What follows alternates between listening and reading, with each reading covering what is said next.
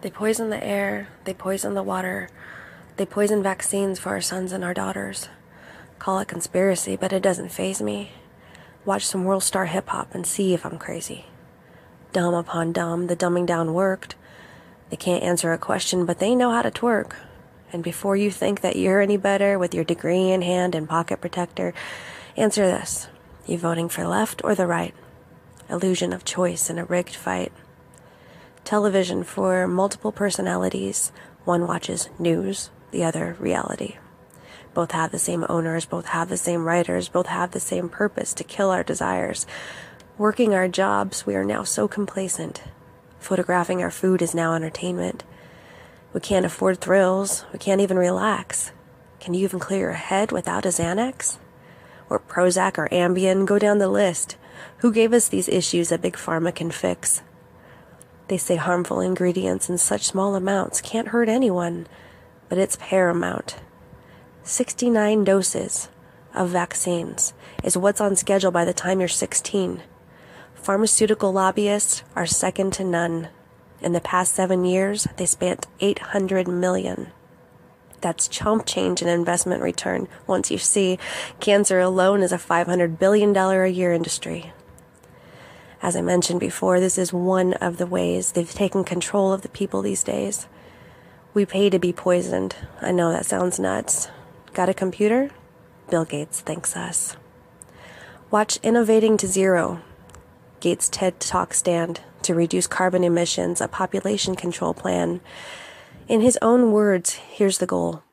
If we do a great job with vaccines, healthcare, and birth control, look at the millions of dollars he's so generously given to make geoengineering a cure for emissions. Look up at the sky. Contrails my ass. Gates talks about sunblocking with sulfuric acid. That shit rains down into our water supply, seeps into our crops. You can see the trees die. Maybe I'm crazy, or maybe I'm not. But there's things that I notice that happen a lot. Like when important bills pass, it's sleight of hand so you miss. Don't look at that. Hey, look at this. On April 18th, 2013, CISPA passed during Boston bombing. During the scare of Ebola, the UN passed what essentially is a Global Patriot Act. You know, the Patriot Act that excludes due process for the nation and leaves extremists up to interpretation, which leads to things like TSA, Guantanamo Bay, and invasions of privacy by the NSA. If you have nothing to hide, why do you care about this? Because of the things that make you a suspected terrorist. Owning a gun or precious metals, activism's too far, or rocking a Ron Paul sticker on the back of your car. The Read the Bill Act is proposed legislation that requires Congress to read bills proposed for our nation.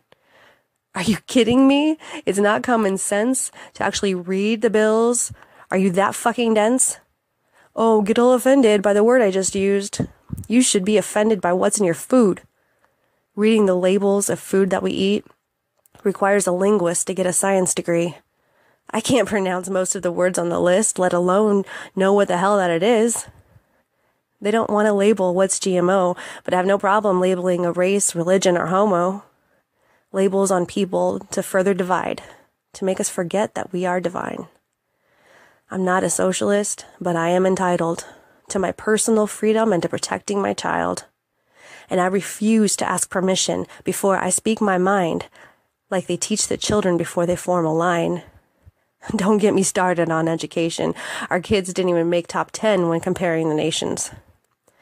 But we were number 1 in defense spending. We're the great war machine and the war is never ending. In all our high schools, they're trying to recruit the next generation to strap on the boots, to protect our freedom, but we're right here. So why are they sending our kids over there? Bribing them with free education, you'll see the whole world while you bomb all the nations. Protecting our freedom or oil interests again. Or use economic hitmen to establish a central banking system.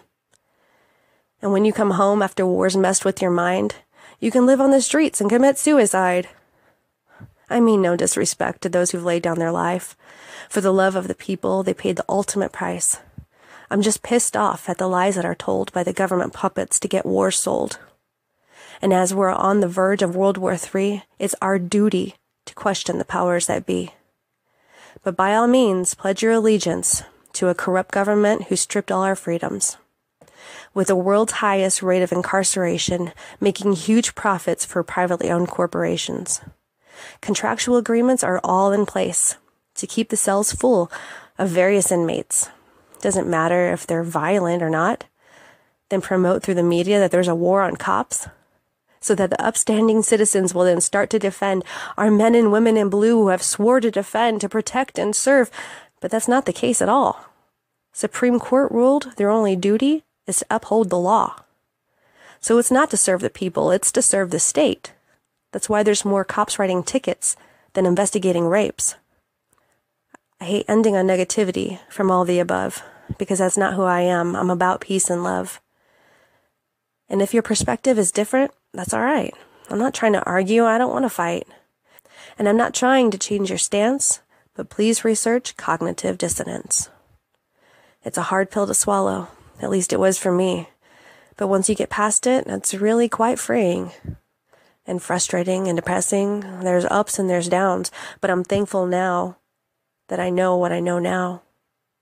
Because now I can try to help my kids to change how things are in this world that we live. If you don't hurt others or infringe on their rights, I'll defend your freedom till the day that I die. We don't need rulers to govern, because power corrupts. Just defend one another and spread peace and love.